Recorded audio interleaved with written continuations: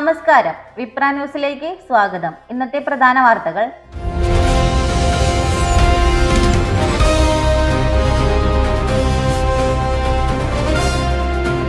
ഖത്തറിലെ ദോഹയിൽ ഇന്ന് രാവിലെ വലിയ സ്ഫോടന ശബ്ദങ്ങൾ റിപ്പോർട്ട് ചെയ്യപ്പെട്ടിട്ടുണ്ട്. ഇന്നലെ രാത്രി ശാന്തമായ അന്തരീക്ഷം നിലനിന്നിരുന്നെങ്കിലും ഇന്ന് രാവിലെ തുടർച്ചയായ സ്ഫോടന ശബ്ദങ്ങൾ കേൾക്കുന്നതായി അവിടെയുള്ള മലയാളികൾ അടക്കമുള്ളവർ അറിയിക്കുന്നു. ഡ്രോൺ ആക്രമണങ്ങൾ നടക്കുന്നുണ്ടെന്ന് വിവിധ സ്രോതസ്സുകളിൽ നിന്ന് സന്ദേശങ്ങൾ വരുന്നുണ്ട്. ഖത്തർ ഗവൺമെന്റ് അലർട്ട് മെസ്സേജുകൾ നൽകിയിട്ടുണ്ട്. അത്യാവശ്യമുള്ളവർ മാത്രം പുറത്തിറങ്ങാനും വർക്ക് ഫ്രം ഹോം തുടരാനുമാണ് നിർദ്ദേശം. ഇന്നലെ ഉച്ചയ്ക്ക് ശേഷം ശാന്തമായിരുന്ന സ്ഥിതി ഇന്ന് രാവിലെ മുതൽ വീണ്ടും പിരിമുറുക്കത്തിലാണ്.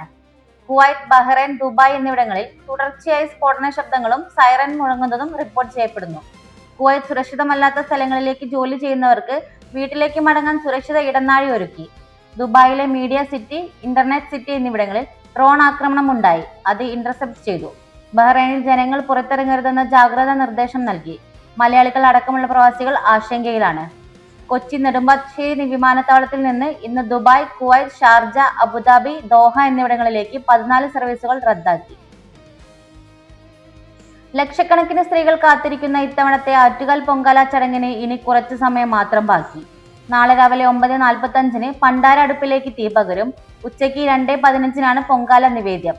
ചന്ദ്രഗ്രഹണം ദിവസമായതിനാൽ ഉച്ച കഴിഞ്ഞ് 3:10 മുതൽ രാത്രി 7 മണി വരെ നടയടയ്ക്കും.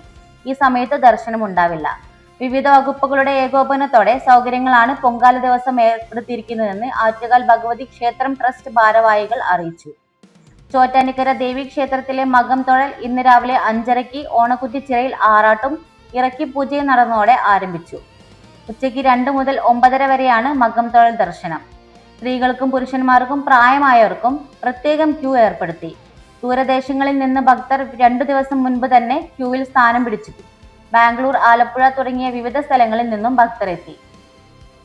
കോഴിക്കോട് കൊയിലാണ്ടി മീത്തലക്കണ്ടി പള്ളിക്ക് സമീപം ദേശീയപാതയിൽ കാലിത്തീറ്റയുമായി കണ്ണൂർ ഭാഗത്തേക്ക് പോയ ലോറിക്ക് തീപിടിച്ചു. ലോറിയുടെ ക്യാബിനിൽ ഉണ്ടായിരുന്ന പാചകവാതക സിലിണ്ടർ തീപിടുത്തത്തിൽ പൊട്ടിത്തെറിച്ചു. മുൻവശത്തു നിന്ന് തീ പടരുന്നത് ശ്രദ്ധയിൽപ്പെട്ടതോടെ ഡ്രൈവർ റോഡിലേക്ക് വശത്തേക്ക് ലോറി നിർത്തി പുറത്തേക്ക് ഇറങ്ങിയോടി. ദീർഘദൂര യാത്രയ്ക്കായി ഇടയ്ക്ക് ആഹാരം പാചകം ചെയ്യുന്നതായി സൂക്ഷിച്ചിരുന്ന സിലിണ്ടർ പൊട്ടിത്തെറിച്ചതോടെ വലിയൊരു തീപിടുത്തമായി മാറി. കൊയിലാണ്ടി അഗ്നിരക്ഷാ സേന പെട്ടെന്ന് സ്ഥലത്തെത്തി തീയണച്ചു. ലോറിയുടെ മുൻഭാഗം മാത്രമാണ് കത്തിയത്. പിൻഭാഗത്തെ ചരക്കിന് കേടുപാടുകളില്ല. എഞ്ചിൻ ഭാഗത്തു നിന്നാണ് തീ പടർന്നതെന്ന് പ്രാഥമിക നിഗമനം. ഡ്രൈവർ പെട്ടെന്ന് പുറത്തേക്ക് ഇറങ്ങിയതിനാൽ ആളപായമൊന്നും ഉണ്ടായിട്ടില്ല. ഇന്ത്യയുടെ എണ്ണ ഇറക്കുമതിയും ഇന്ധനവിലയും പ്രതിസന്ധിയിൽ. ഇറാനും ഒമാനും ഇടയിലുള്ള ഹോർമുസ് കടലിടുക്ക് അടച്ചതോടെ ഇന്ത്യയുടെ എണ്ണ ഇറക്കുമതിയും ഇന്ധനവിലയും പ്രതിസന്ധിയിലായി. ലോകത്ത് കടൽ മാർഗം നീക്കം ചെയ്യുന്ന പെട്രോളിയം ഉൽപ്പന്നങ്ങളുടെ 1/3 കടന്നു പോകുന്നത് വെറും 33 കിലോമീറ്റർ നീളമുള്ള ഈ കടലിടുക്ക് വഴിയാണ്. ഇന്ത്യ ഇറക്കുമതി ചെയ്യുന്ന ക്രൂഡ് ഓയിലിന്റെ 50%, പ്രകൃതിവാതകത്തിന്റെ വലിയൊരു ഭാഗവും ഈ പാത വഴിയാണ് എത്തുന്നത്.